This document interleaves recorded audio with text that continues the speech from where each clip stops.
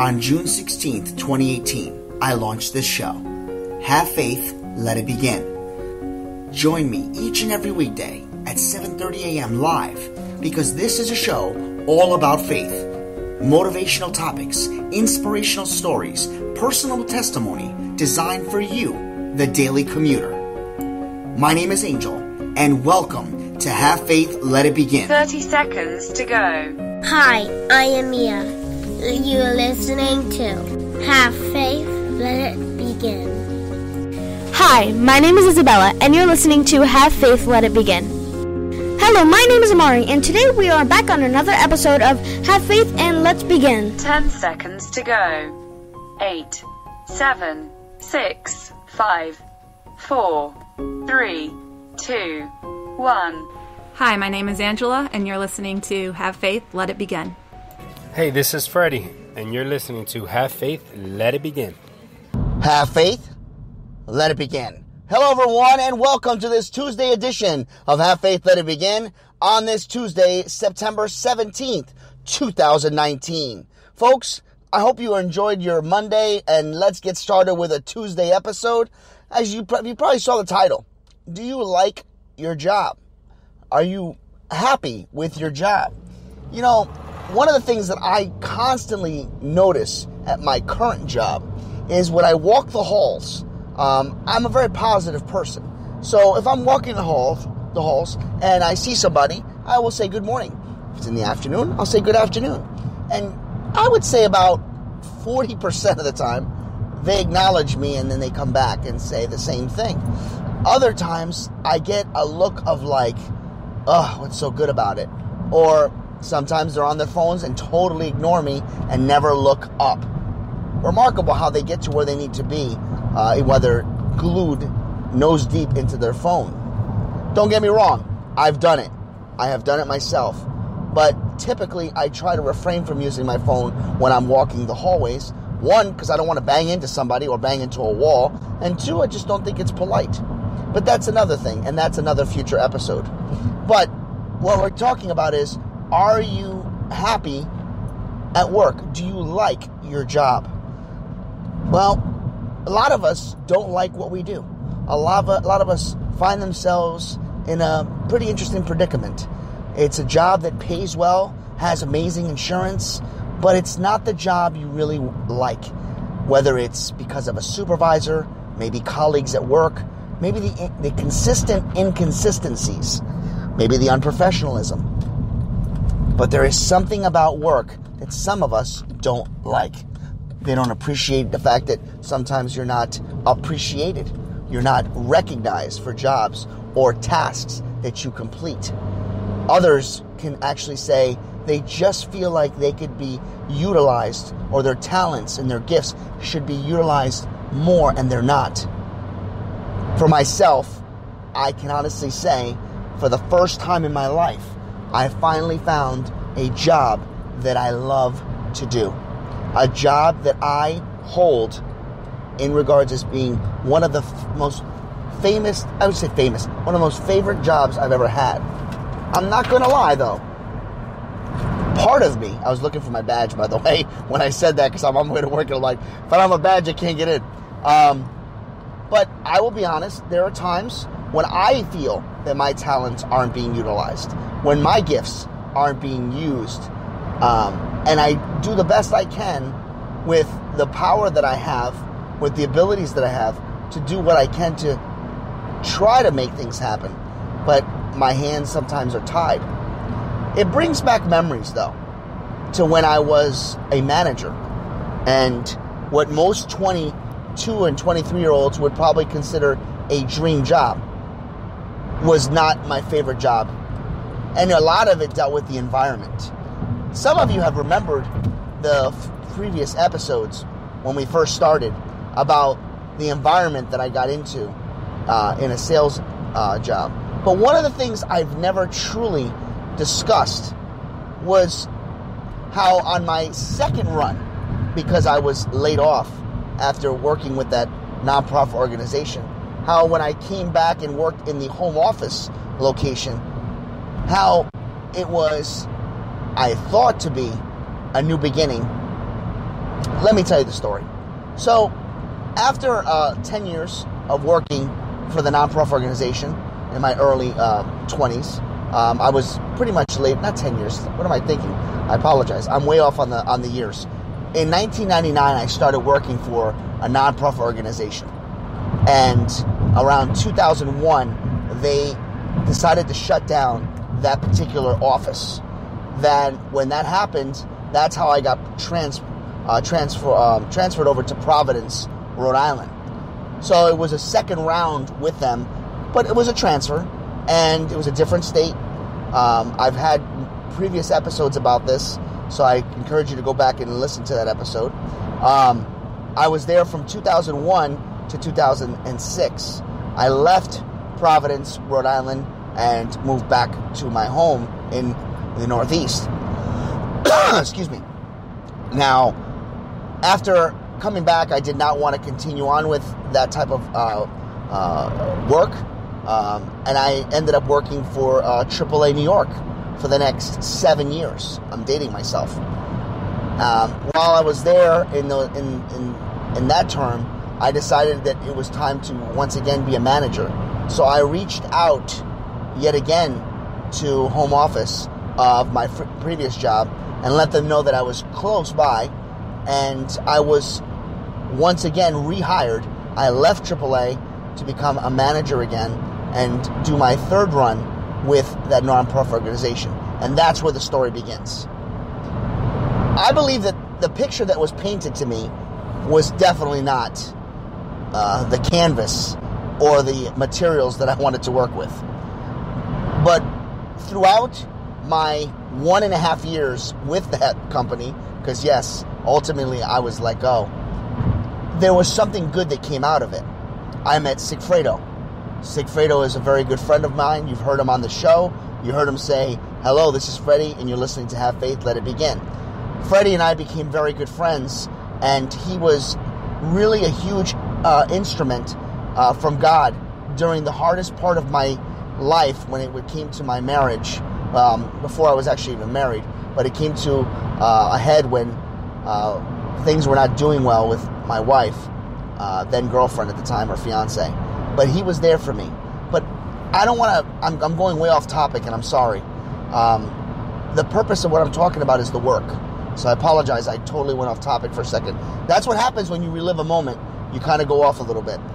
The part of the job that I didn't like was walking on eggshells.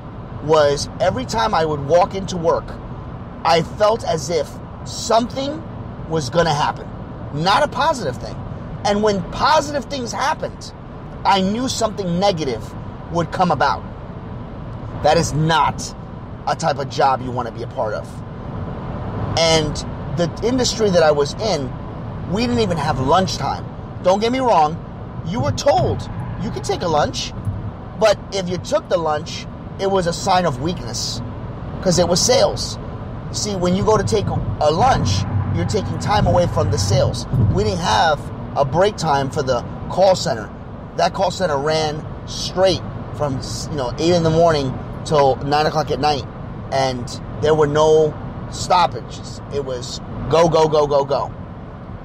So a break, a lunch break, was considered a weakness. That is not the environment you want to be in. Or worrying about if you don't hit your numbers, that you may not have a job the next day. Having altercations and sharing an office with your boss who criticized you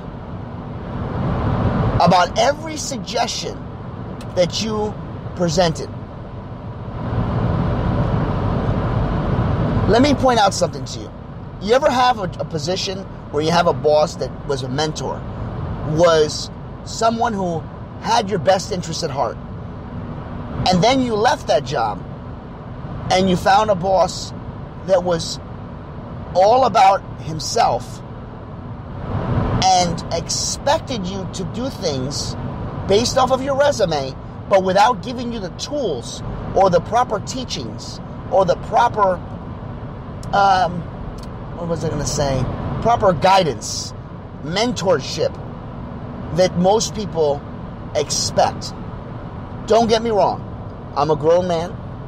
I know the industry. But my theory is, if there are things that I do that are wrong, and you're the manager, you should pull me aside and say, listen, this is not the way you want to do things. Let me show you how to do it. Instead, I would get pulled in and be told, this is not the early 2000s. This is not the old school way. Your age and your way of teachings are outdated. So go back out there and find a better way to manage your team. That is not being a manager. That is not an environment. That is not the type of job anyone would want to be a part of. So, my question to all of you is, do you like your job? Are you happy with the work you have?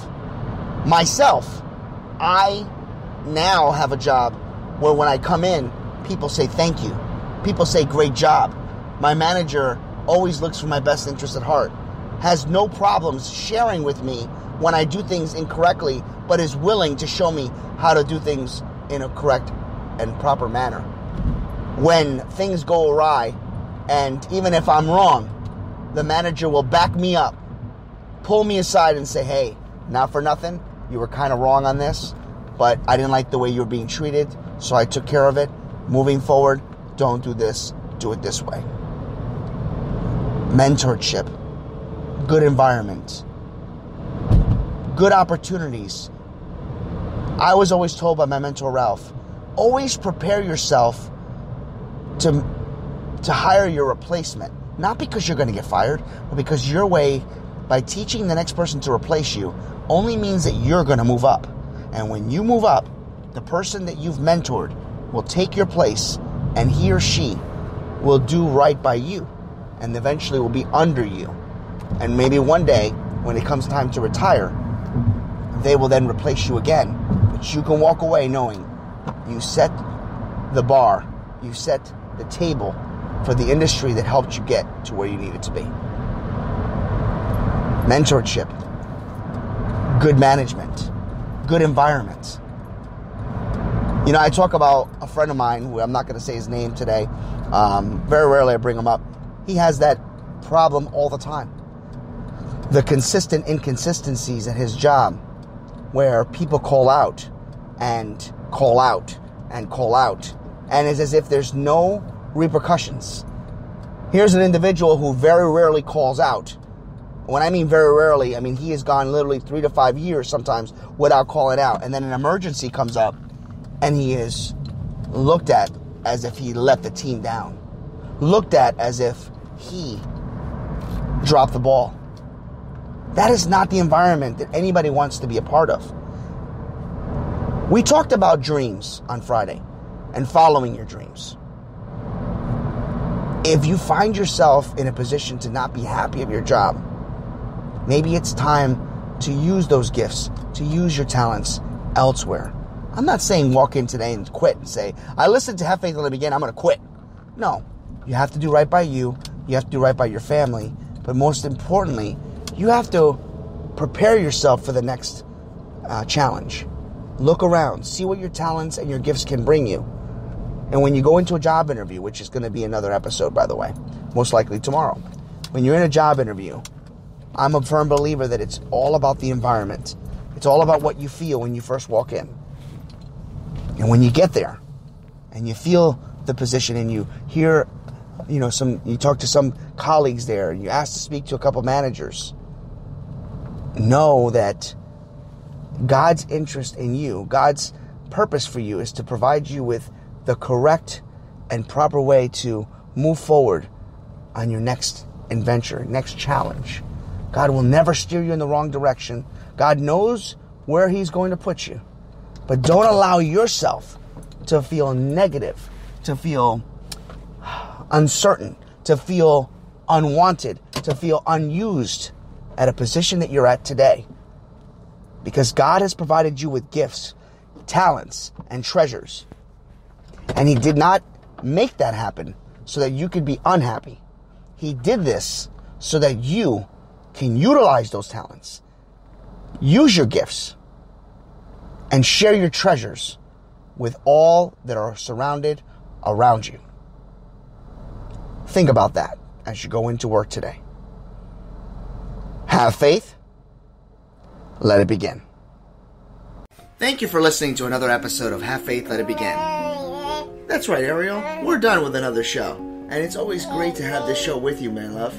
You know, we're going to encourage each and every person to listen to our show every single weekday. That's right, you and I are going to help change the world. Do you think that you can do that for me? Huh? Yeah, you know you can. She does. We want to let you know, and yes, we encourage you to listen to our show each and every weekday, and it's going to be live at 7:30. Make sure you're subscribed to our show. Make sure you get ready, fasten those seatbelts, because Ariel and I and my family are going to bring you a new topic, a new story each and every day, right? Isn't that right, Ariel? Yeah. And she's smiling at me. Guys, enjoy your day.